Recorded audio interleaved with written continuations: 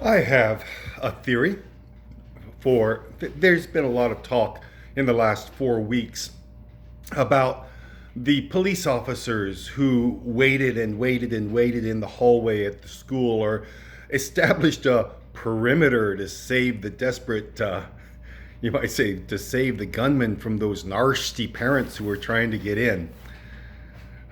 Anyway, and boy, it is difficult for me to believe that all of these police officers are cowardly in a cowardly way, standing in the hall, shaking, thinking, "Oh my, it's too scary. I can't go in." That's. I hear a lot of that, but very frankly, I don't believe it.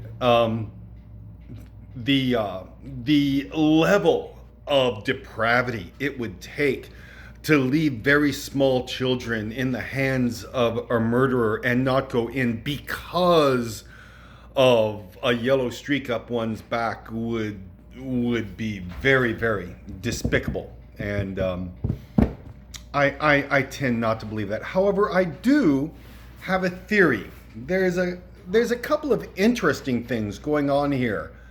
The Border Patrol are the ones who finally do go in while everyone else is told to stand down. Now, I can understand the policemen doing what they are told to do. That's one thing very, very important in government work. Cover your rear. That's job number one in public service. And the way you do that is do what you're told.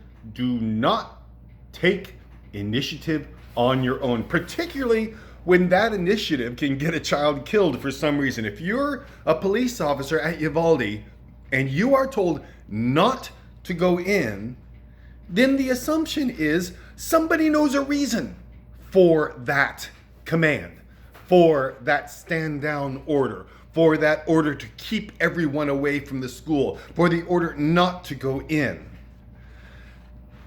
The second, again, is that it was Border Patrol.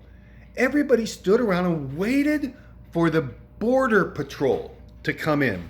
The third interesting thing is that, as you may know, Uvalde is really very close to the Mexican border. And there are a lot of Hispanic parents and Hispanic students at that school and in that community. Now, and there's one other thing. Governor Abbott was involved. I mean, he was quickly informed that this was going on in his state. There's something special about Governor Greg Abbott, the governor of Texas. And that is that he has been getting terrible heat for months and months and months and months and months from old Tinker Parasol or whatever the guy's name is on Fox News.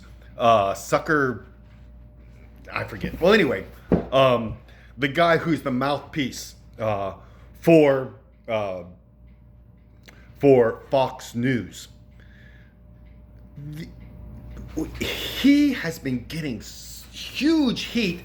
You gotta get those nasty Mexicans off our country. They're coming in like a tidal wave. It's an invasion of small children and women. Oh, it's an invasion of these nasty Mexican monsters that are coming across. Rupert Murdoch is extremely pushing that message on Fox News.